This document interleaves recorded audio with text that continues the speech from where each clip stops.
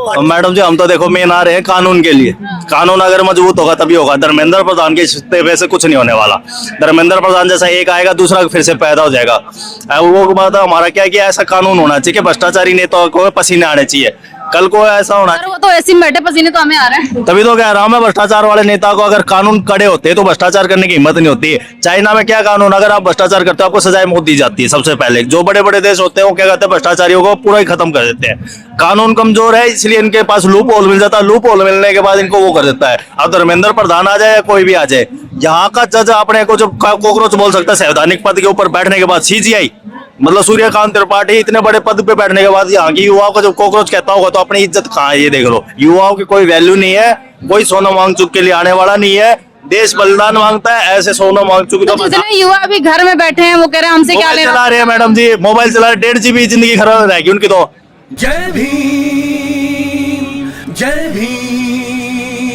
पूरा दिन के लिए वो 1.5 GB खत्म करने के लिए पैदा हुए हैं आज के टाइम में। फ्री फायर फ्री हो गया, अब तो जियो ने फ्री कर 5G और फ्री कर दिया उनकी जिंदगी नेट। और सुनो 4G में और तो आइडिया में 4G में फ्री कर रखा, फ्री चलाओ खूब लगे रहो रील में खूब दबा के। लड़कियां बने हुई है रील बनाने की, लड़के छोड़ती है पबजी और फ्री फायर खेलने के लिए। और दूसरा काम उन बंदों के पास बचा नहीं है। सारे के सारे स्टूडेंट जो होंगे ना, जो भी स्टूडेंट होंगे, ये तो भाई ऐसे ही लोग हैं आगे। सारे स्टूडेंट वहाँ जाएंगे, कावड़ लेने जाएंगे। सारे करोड़ों की तादाद में सारे स्टूडेंट वहाँ मिलेंगे आपको, ठीक है। ये यहाँ पर लोग आए, ये भीम आर्मी जो जैन जी युवा है जो आवाज उठा रहे हैं, मेरे आपसे ये स्टूडेंट है, समझ लो आप। तो वहाँ पे तो उनको फूल बरसाए जाएंगे, यहाँ तो आएंगे तो लाठियां बरसाए जाएंगे। वही तो कह रहा हूँ, यही सरकार है, इसी सरकार की शिक्षा पर तो लाठी बरसाई गई है। सुनिए, भंडारे बंद कर दो, फूल कोई नहीं बरसाने जाएगा। फ्री का खाने जाता है, दुनिया को फ्री का खाने की आदत पड़ गई है। जो कावड़ यात्रा में उठाने जाता है, अगर वहां शिवर लंगर वगैरह ना लगे, यहाँ पर रील ना बने, या 51 लीटर की 50 लीटर की बाद में ऑटो में गाड़ी में रख के लाते हैं, कोई भक्ति भाव नहीं होता इनका। ये सिर्फ कावड़ यात्रा इसलिए शुरू करते हैं, वहां पर 10 दिन के लिए फ्री का होता है, यहाँ से सब लोग चले जाते हैं। दिल्ली सरकार भी खुश होती है, भाई तुम कावड़ लेने जाओ। क्यों? क्योंकि यहाँ पर कुछ शांति मिले। सबसे ज्यादा नशेड़ी कावड़ यात्रा में मिलते हैं। जो चरस गांजा पीने वाला, नशे का सबसे बड़ा कारोबार कावड़ यात्रा में होता है। वो तो कहते हैं कि भोलेनाथ का प्रसाद है। भोलेनाथ ने तो जहर भी पिया था, वो भी पी लो ना। वो क्यों नहीं पीते? वो भी पिया था, भोलेनाथ ने जहर पी रखा, जहर का लगा लो ना मुंह पे। आपने भोलेनाथ, सुनिए मैडम जी, अगर कोई किसी ने भोलेनाथ देखा होता तो उसकी जिंदगी ना हो जाती। कौन सा देख के आया था भोलेनाथ ने सुल्फे की चिलम चला के दी थी उसे? बैठे हैं सब बताते तो है। कौन बैठा है, कौन है, किसने देखा भोलेनाथ? कथावाचक बैठे वो तो कह रहे हैं। कथावाचक को तो दुकान चलानी अपनी, वो दुकानदार है। अगर आज ही कानून सख्त हो जाए ना तो कांवड़ यात्रा में 1/4 हो जाएंगे जाने वाले, जो 40 से भंडारे बंद हो जाए ना मैडम जी, फ्री का खाना मिलना बंद हो जाए वहाँ पर, कानून सख्त हो जाए तो। आप बहुत देर से वहाँ बैठ के बोले पहले इधर आ जाओ। मुजफ्फरनगर में, अभी मुजफ्फरनगर में एक इंस्पेक्टर का गिरबान जान नहीं मांगना, ज्ञान मांगना, इधर आ जाओ। अभी मुजफ्फरनगर में एक इंस्पेक्टर का गिरबान पकड़ा था कामर्ती ने। तो बताओ ये क्या कानून है? इंस्पेक्टर का गिरबान पकड़ा था एक कामर्ती ने, और हम पकड़ कर दिखा दें किसी कांस्टेबल का भी जेल में डाल देंगे, अंदर कर देंगे 10 साल के लिए हमें। मैडम जी क्या होता है कि जहाँ पर वोट की पावर होती है ना, भीड़ होती है, वहाँ पर प्रशासन के हाथ खड़े हो जाते हैं, क्योंकि वोट बैंक बचाना होता है। उनके समर्थन में तो सरकार भी है। सुनिए, अब यहाँ पर सरकार को क्या लगता है, सब वो भी फ्री के खाने वाले हैं। सोना मांग चुके हैं कि 6 महीने के लिए, अगर सरकार का मन करे तो सरकार 6 महीने के लिए किसका मन करता है अंदर डाल देती है। वो 6 महीने पहले सोना मांग चुके मिल जाए तो सरकार को तो फायदा है। वो तो सोच रही है एक मरा साला बड़ी अगर पैसा कटे। सरकार अगर सरकार सोचती है कि हर 2 मिनट में 3 मिनट में कोई ना कोई मरता रहता है, तो मरेगा तो मरने दो। उसने, मोदी ने अपनी जिंदगी जी ली। वो 25 साल से राज कर रहा है, 25 साल से। वो गुजरात में 2001 से बना था, 25 साल से। वो तो इंतजार कर रहा है कब मेरी नोट पे फोटो आए। उसने जिंदगी जी ली अपनी, उसने आधी से ज्यादा दुनिया घूम ली, उसने पूरा वर्ल्ड टूर मार लिया। अब उसके पास कुछ बचा नहीं है। देश जिए तो जिए, मरे तो मरे, कोई मेरा घंटा फर्क नहीं पड़ता। वो तो देश के जनता मर रहे हैं, स्टूडेंट आत्महत्या कर रहे हैं, वो जा करके विदेश में अय्याशी कर रहे हैं, विदेश में जाकर के अय्याशी कर रहे हैं। वो शर्म नहीं आ रही उसको? उसके अंदर में शर्म नाम की कोई चीज ही नहीं है। स्टूडेंट मर जाए, लोग मर जाए, देश के पब्लिक मर जाए, आवाम मर जाए, उसके अंदर में शर्म नाम की कोई चीज ही नहीं है। शर्म वाली बात ना करिए, अभी मेरे चैनल पे आपको बहुत सारी गालियां पड़ेंगी। मेलोडी नहीं रूसनी चाहिए, मेलोडी नाराज नहीं होनी चाहिए, और बाकी ठीक है। मेलोडी के बारे में 56 इंच का सीना। हाँ, कंगना रनौत कहती है कि हमें जो है बाप 2014 के बाद मिला, तो और आजादी भी 2014, तो 1947 में क्या हमें क्या मिला? राख मिली थी वो। तो कंगना जी से पूछिए, कंगना जी से पूछिए। कंगना किसके अंगना में है वो? और तो उसने ये बाप पता मिला होगा ना, किसका- 2014 के बाद उसने बाप मिला होगा ना, असली बाप का पता उसने उस टाइम पे चला होगा। चारों के बात मिली है तो कंगना को अभी दिखाई नहीं दे रही। कंगना अभी किसके अंगना में सोई हुई है? कहाँ है ये? आती क्यों नहीं? वो हम स्टूडेंटों से ही तो बनी है, हमने तो उनकी रील देख के आएंगी जब तो वो इतनी ऊपर पहुंच गई। अब वो कह रही कि मोदी मेरा बाप है। तो उनसे पूछिए 2014 के बाद, 14 से पहले आप किसी की गुलामी कर रही थी। अच्छा वो सुना जब तो पूछे मोदी उससे। सबका बाप बन लिया, अब समझ में आ गया, वो माई बाप भगवान सब कुछ है। अंजना कश्यप क्या करती है? मोदी जी का सीना नापती है जैसे वो दर्जी हो।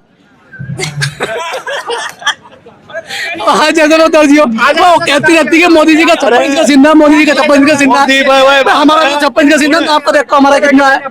अरे भाई साहब सुनो, शायद आपका सीना कम हो इसलिए आपको सीना नहीं नापा जा रहा। अरे नहीं वो कुछ और नापती है, वो कुछ और नापती है, सीना नापती है, कुछ और नापती है वो। अगर जब वो उस काम का होता है ना तो उसकी घरवाली ने छोड़कर रात नहीं भागता, उसने मेरा मेरे मकामी है तो उसका कोई फायदा है कोई नहीं। देश को बचाने के लिए मैडम जी सबसे मेन बात यह है कि कानून कड़े होने चाहिए। अगर सामने वाले में डर पैदा करना, डर होता है तभी लोग फॉलो करते हैं। हेलमेट का चालान क्यों लगता है लोगों को? हेलमेट इसलिए नहीं पहनते कि वो भरेगा। मुझे पता थका लिया होगा। हेलमेट लोग क्यों पहनते हैं? किस लिए पहनते हैं? कि इसलिए नहीं पहनते कि आपका रोड में एक्सीडेंट नहीं, उसे चालान बचाना होता ना तो लोग हवाबाजी में घूमेगा। हमारे मोदी जी भी संघर्ष कर रहे हैं, ठीक है। उन्होंने मेलोनी को पूरा अपना बनाने के लिए पूरा संघर्ष लगा दिया है, पर मोदी जी को घास नहीं डालनी है वो ना डाल रही है भाई, बड़ी आवाज डालिए तभी आवाज चल रहा है। एक मेलोडी की कीमत तुम क्या जानो राहुल बाबू, एक मेलोडी की कीमत तुम क्या जानो राहुल बाबू। ये मीडिया ये दिखा रही है कि तुम क्या जानो राहुल बाबू। अब कौन सी फिल्म का डायलॉग कहाँ चिपका रहे हो तुम ये दिखाओगे? ये क्यों नहीं दिखा रहे जंतर मंतर पे? हैं? इसका कीमत कौन जाने? इसका कौन कीमत? तो अंजना को सब जान रही है, या फिर सुधीर चौधरी जान रहा, और कौन जान रहा? वो तो कह रहे हैं मेलोडी इतनी चॉकलेट क्यों है? मैं बता रहा हूँ, आदमी ने वो बात है घर बार संभाला है कौन, उसने लुगाई ने एक दिन पहले छोड़कर भाग गया। अगला ने जब पहले पता होता ना कि बच्चे पढ़ाई कैसे जाते हो, खुद की औलाद होती, उसके पेपर दिला का आया होता, उसकी फीस भरी होती, जब जाके यहाँ पर बच्चे के लिए उन्होंने खाता। अब अगला बच्चा है कौन, उन्होंने किसका खतरा हो? पहले बैठ जाओ, आसमान था यहाँ।